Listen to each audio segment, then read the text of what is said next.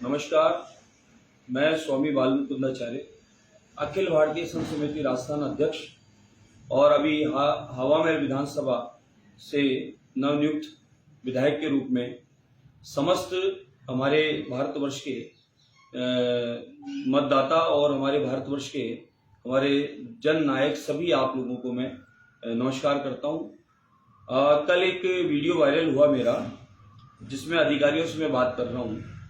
पिछले कई वर्षों से मैं बराबर अधिकारियों से मैं इस बारे में बात कर रहा हूं कि हमारे क्षेत्र में, संपूर्ण क्षेत्र में, परकोटे के सभी विधानसभाओं में खुलेआम रोड पर, मंदिरों के आसपास, गली मोहल्लों में, हर कोने पर बहुत सारे मांस की दुकानें खुली हुई है।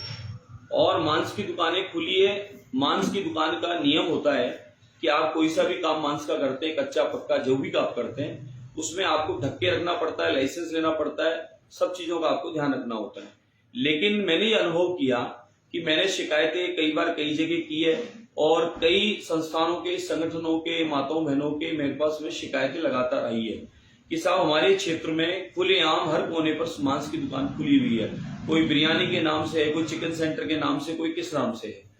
सबका अपना काम आप करें, उसके नियम है, नियम के अनुरूप करें। आप लाइसेंस लेके करें, उसको ढक के काम करने का नियम है, आप ओपन में नहीं कर सकते।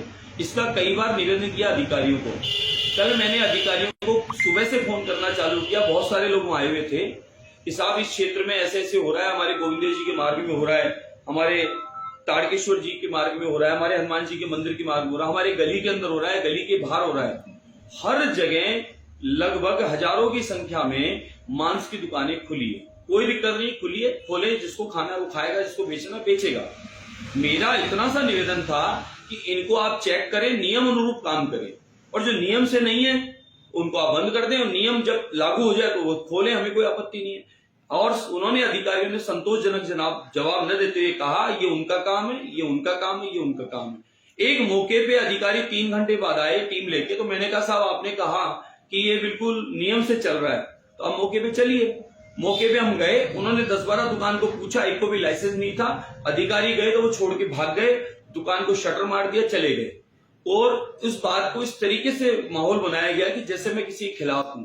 मैंने सिर्फ इतना सा निवेदन किया कि ये जो दुकानें चल रही है, आप खुद मौके पे जाके, कोई भी व्यक्ति अगर लगता है मैं झूठ बोलता हूं तो आप मौके पे जाके देख सकते हैं, पूरे परकोटे में घूम सकते हैं। और परकोटे में इतने सारे मंदिर हैं, उनमें लोगों का आवागमन है। परकोटे में टूरिस्ट आता है, उनका आवागमन है। हमारी क्या छवि जाती होगी, क्या फोटो खींच के वो भेजते होंगे, ये चिंता का विषय है। तो इसलिए मैंने निवेदन किया, खाली इनको देखें आप। और वो नालों पे, गंदगी पे भी वो काम कर रहे हैं, तो भी बीमारी का काम भी हो रहा है। तो इसलिए हमने कहा कि आप इनको नियम से काम करो। धक्के रखने का होता है, ये क्या करते हैं, सुबह बहुत बड़ा मार्केट सजाते हैं, शाम को बहुत बड़ा मार्केट सजाते हैं, ओपन में धुआं निकलती है, उसकी दुर्गंध निकलती है, तो जो लोग इससे परहेज करते हैं उनको वो समस्या उत्पन्न होती है। तो हमने तो सिर्फ निवेदन किया। अब बोले आप ऊंचा, अरे साहब मेरा गला बैठा हुआ है, मेरी आवाज अभी खराब है, चुनाव के बाद कुछ जुकाम का, ठंड का असर है, इसलिए मैंने ऐसा बोला। दूसरा, वो माताएं बहनें जो उपस्थित है, जो लोग शिकायत लाए, वो कहते हैं अधिकारी सुनते ही नहीं हमारी। तो हमने अधिकारियों को ये कहा कि साहब शाम तक कम से कम आप इसको रिपोर्ट तो देवें, कंफर्म तो करें। मैं शिकायतकर्ता के रूप में बोल रहा हूं, मैं एक शिकायत करता हूं, आम नागरिक के रूप में बोल रहा हूं कि आप आम नागरिक होने के नाते, आपका डिपार्टमेंट है, अधिकारी हो आप इस डिपार्टमेंट का काम देखते हो, सब आपको मैं निवेदन करता हूं कि आप इसकी जांच करें। मैंने ये बात बोली। अगर इस बात से किसी को बुरा लगा तो मैं उसके लिए क्षमा मांगता हूं। तो किसी वर्ग विशेष, किसी के लिए नहीं, मैंने कहा ये पूरा परिवार है हमारा। हम आदरणीय प्रधानमंत्री नरेंद्र मोदी जी के विजन को लेकर काम कर रहे हैं। हम लोग सबका साथ चाहते हैं, सबका विश्वास जीतना चाहते हैं, और सामूहिक रूप से भाजपा परिवार सबका विकास चाहती है। तो हम लोग, पूरा परिवार है ये हमारा। इस पूरे परिवार के लिए हितकारी सोच चाहिए। और इस समस्या को मौके पर देखा गया, तभी बोला, और अधिकारी कह रहे हैं नहीं है, तो हमने कहा मौके पर देखो साहब। तो इस बात को फिर भी किसी को बुरा लगाओ तो मैं क्षमा मांगता हूं, सार्वजनिक रूप से क्षमा मांगता हूं, किसी को बुरा लगाओ तो।